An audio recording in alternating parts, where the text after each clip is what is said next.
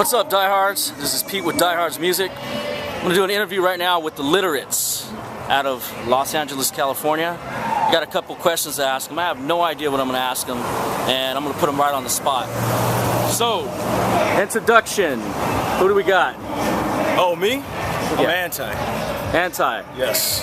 What does anti mean? Anti is an acronym for another name to identify. Dope. Yes. Name and position. My name is Viz, and I'm an entrepreneur. My name's DJ J-Rez. I'm the DJ and on production making beats. Sweet. Home location, guys? What would you say? Heart of LA? Yeah. Exact locations? You Exact know. locations out of LA. I mean, you know, sometimes I like to shout out my city because where I'm from, you know what I mean? Torrance, city of Torrance over there. You know, when you travel, we've noticed that when you say stuff like that, people are like, where the hell is that at, man? So, you know what I mean? It's just LA, man, Los Angeles County, you know? That's where we're from. Yeah. Cool, man. What it is. So I got you guys here at the Vault today, man. Tell me about this tour that you guys are on right now. Man, it's good. It's good. It's been a long little drive that we had earlier because we had a lot of traffic on the 405. It was nasty, but we're excited to be here, man. The Vault. This is the first time we've been here over at Hollister. I've heard a lot of good things about Hollister. You know, with the groups that came through here. It's Bike Week, I believe, this week, so it's a little bit crazy. We got a lot of drunkards and stuff, but it's a party, man. We're here with Sendog. You know what I mean? Trying to do our thing. E-Rose. Shout out to E-Rose. Cali Mike Check. You know, Diehard's Music. You know, we're here, man, doing our thing, man. I'm here to have a good time. You know. Cool. So what would you guys say that, you know, growing up, man, was your influences in hip hop, man? If you guys want to answer one at a time, it's all good. Yeah. Definitely I'd have to say the graffiti, you know what I mean? We all grew up doing graffiti. What's up, ladies? We're doing a little interview. Uh-oh. We got, This is what Literates do all day. yeah. See how quick they leave me for the interview and go get phone numbers? Yeah. Is he recording? Yeah, he's recording right now. Say hi. This is, These are the vatos right here I came with. She's dope, huh? Yeah, she's cool, man. Okay, bye boys. All right, later. all right. Okay. So now that I got their attention, because, you know, I'm not looking like her. So, you know, now they'll probably answer my question. Yeah. Yeah. As far as influences in the hip hop, what would you guys say, like, you know, what made you guys want to pick up a mic or get behind, you know, the turntables?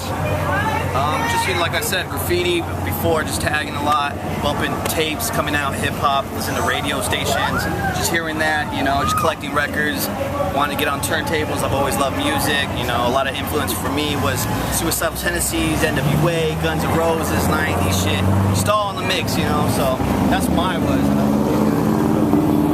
Yeah, for me, I guess it started off with you know, what a lot of people would probably say the same. I've heard it's probably Beastie Boys, Run DMC, you know, initially, and then very soon after, you know, a lot of West Coast artists, DJ Quick, NWA, and then, but I have to say the strongest influence that actually made me grab the mic, ironically, would be Cypress Hill. They're local cats from my area and stuff, so, you know what I mean? When I heard that a local cat could make it and really make it like they did it on some real stuff, you know what I mean? It wasn't like watered down stuff that, you know, you would hear on the radio. It was just real raw hype, love, and energy, you know what I'm saying? So when I heard that, when I first seen them in concert, I seen them at a local show at a college, and that's literally, they were just coming up.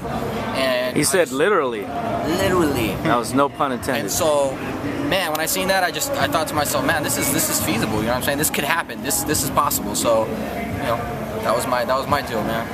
Yeah, mine is kind of the same as theirs, you know, the graffiti, you know, the whole, you know, the veterans of hip hop, you know, like the Beastie Boys, Tribe Called Quest and all that, you know. I mean, those are what really influenced me heavily. And then, you know, a lot of like metal and, you know, classic rock and all that. But I mean, another thing that really influences me too is like the money, the drugs, and the bitches. I mean, come on. Who doesn't want that shit? You know what I mean? I mean, it's all perks. But honestly, I like to make really good music, you know, and have the fans just there and feed off of you. And my true inspirations are like the fans, you know. I want to be there for the fans and have them witness a really great show. Cool, man. But yeah. And again, dude, show me your trademark. You know, give me the side view of the trademark. There you go. That's actually how I spotted you the first time I ever met you at Crossroads when you came through with 187. That's right. So, Literates mascot right here. I seen this dude and I looked at him and he's like, I was like, you're anti. And he looked at me like, how the hell you know that? I was like, that day, man. MySpace. Yeah, we call anti the mascot because no matter where we go, we could be in a crowd of thousands, and yet people are like, oh, Literates, you know, they look at him, Literates, and you know what I mean? That's just right now. Like what, 5 minutes, 10 minutes ago, you know, we were at a fucking gas stop, and all these little kids were surrounding me, and they're like, "Oh my God, look at you! Let me touch your hair." I'm like, "All right." Yeah, so he's our promotional tool. You know what I mean? Which accidentally, but man, it works. So when it works, you ain't gonna. You know. It's all good, man. I got one more question to ask you guys, and this to me is a serious question because I've been booking music for a couple years now, dude, and I love what I do, just like you love what you do, and I take, you know, the pain and glory with it, you know, when I have a good show, and then when I don't have a good show, or when, you know, you struggle to put on a good show and it's like you're looking for the fans, the crowd, you're looking for the artists, you know, it's like a puzzle that you struggle to put together, you know, that you guys are a part of. And my main thing is, dude, is what can you tell me from your point of view as far as like what it takes to do what you do to get on the road? Because there's a lot of rappers around, dude, and musicians in general. And I asked this question with another band I interviewed one time, dude. You know, and they're veterans of the game. You know, Dino Casares from Fear Factory. I asked him, and Tony Campos from Assassino, you know, formerly Static X. I asked them, like, what does it take, and what is, you know, because this isn't a joke that when we're in this game, dude, you know, and it's you know, explain to me, like, what does it take when you're gonna get out there and do what you do, because it's not a joke.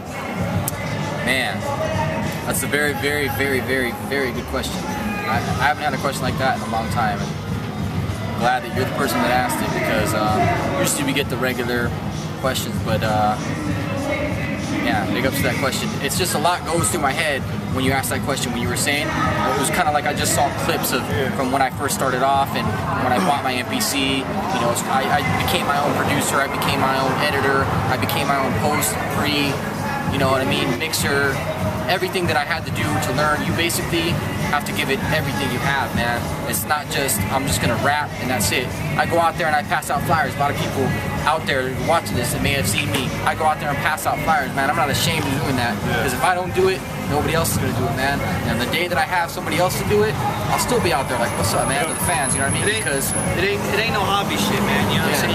You gotta either take it for real or not. It's a business. A lot of cats just bullshit and they want to rap as a hobby.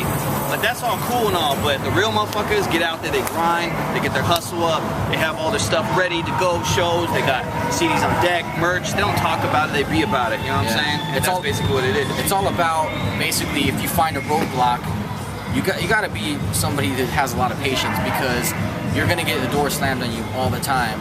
And when it comes to the point to where you realize you don't rely on doors to open anymore, you're walking in and you're making your own path, and you're making your own building with your own doors. That's when things change. You know what I mean? But if you think this is a business where you're just gonna make a dope song, that's cool. It's a dope song, man. But if nobody hears it, you need to understand business logic. You know, and that goes with marketing, promotion. You know, the 101 on business. Just maybe you might want to go to business school, man. Check it out and just kind of get a grasp on what it is to be a business person, because at the end of the day, no matter how dope your song is, or you know how much of the underground is feeling it, all it matters is sales, sales, sales, and fans. And that's what really matters, man. So I mean, there's just way too much to talk about right now. Exactly. For like hours talking about, you know, the stuff that we've been through and the things that we've learned, you know. But it's kind of like you just got to get out there and swim, man. You just got to jump in, full tilt, and go at it. If you really want to do this, you can't go, like he was saying, you can't go 35%, you can't go 98%. It's got to be 100% plus, and that's it. You know what I mean?